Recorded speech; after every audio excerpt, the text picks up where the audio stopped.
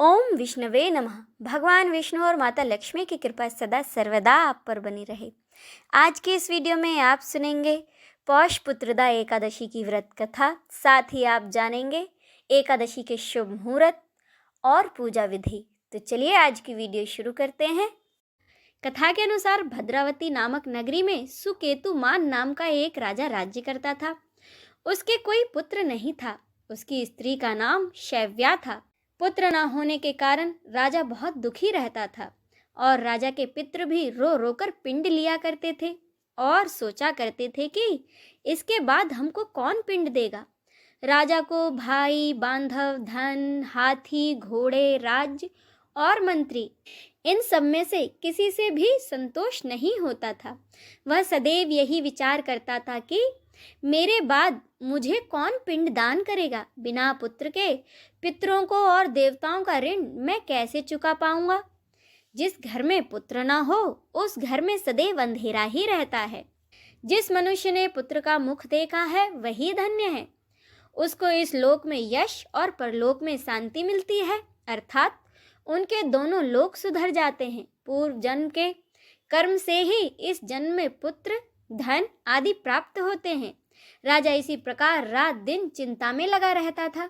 एक समय तो राजा ने अपने शरीर को त्याग देने का निश्चय किया, परंतु आत्मघात को महान पाप समझकर उसने ऐसा नहीं किया। एक दिन राजा ऐसा ही विचार करता हुआ अपने घोड़े पर चढ़कर वन को चल दिया तथा पशुओं और पक्षियों को देखने लगा। उसने देखा कि वन में मृग, सिंह, बंदर, सर्प सब भ्रमण कर रहे हैं। हाथी अपने बच्चों और हथनियों के बीच घूम रहा है। इस वन में कहीं तो गीदड़ अपने कर्कश स्वर में बोल रहे हैं, कहीं उल्लू ध्वनि कर रहे हैं। वन के दृश्यों को देखकर राजा सोच विचार में लग गया। इसी प्रकार उसका आधा दिन बीत गया और वह सोचने लगा, मैंने कई यज्ञ किए, ब्राह्मणों को भोजन से तृप्त किया, फिर भी मुझको यह दुख प्राप्त क्यों हुआ। थोड़ी देर बाद राजा को बहुत प्यास लगी। राजा प्यास के मारे अत्यंत दुखी हो गया और पानी की तलाश में इधर उधर घूमने लगा। थोड़ी दूरी पर राजा ने एक सरोवर देखा। उस सरोवर में कमल खिले थे तथा सारस, हंस, मगरमच्छ आदि विहार कर रहे थे। उस सरोवर के चारों ओर मुनियों के आश्रम बने हुए थे। उसी समय राजा के दाहिने अंग फड़कने लगे। इसे शुभ संकेत समझकर राजा घोड़े से उतरकर मुनियों के आश्रम में गया और उन्हें वहां जाकर दंडवत प्रणाम किया। राजा को देखकर मुनियों ने कहा, हे राजन, हम तुमसे अत्यंत प्रसन्न हैं। तुम्हारी क्या इच्छा है सो कहो। राजा ने पूछा कि महाराज, आप कौन हैं और किस लिए यहाँ आए हैं, कृपया करके बताइए। मुनि कहने लगे कि राजन, आज संतान देने वाली पुत्रदा एकादशी है। हम लोग विश्व देव हैं और इस सरोवर में स्नान करने के लिए आए हैं।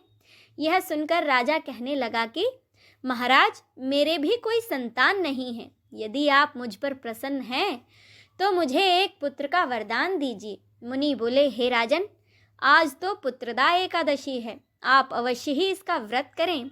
भगवान की कृपा से अवश्य ही आपके घर पुत्र होगा। मुनियों के वचनों को सुनकर राजा ने उस दिन एकादशी का व्रत किया और द्वादशी को पूरे विधि पूर्वक उसका पारण किया। इसके बाद मुनियों को प्रणाम करके वह अपने महल में वापस आ गया। 9 महीने बाद राजा के घर एक पुत्र का जन्म हुआ। वह राजकुमार अत्यंत शूरवीर, यशस्वी और प्रजापालक हुआ।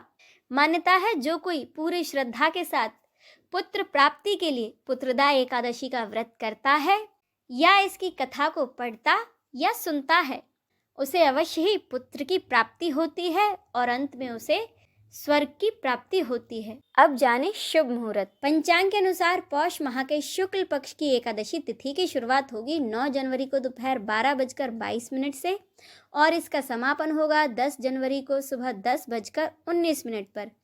ऐसे में उदया तिथि के अनुसार एकादशी का व्रत 10 जनवरी शुक्रवार के दिन रखा जाएगा।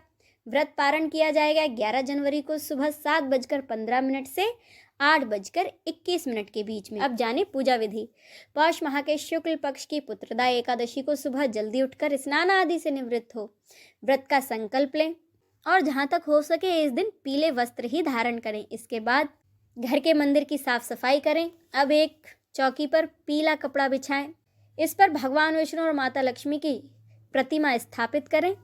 भगवान विष्णु को गंगा जल से स्नान कराएं, उन्हें नए वस्त्र अर्पित करें। अब भगवान विष्णु को फल, फूल, तुलसी दल समेत सभी पूजा सामग्री अर्पित करें। भगवान विष्णु और माता लक्ष्मी के सामने दीपक जलाएं, उनकी आरती करें और सभी में प्रसाद बांटें।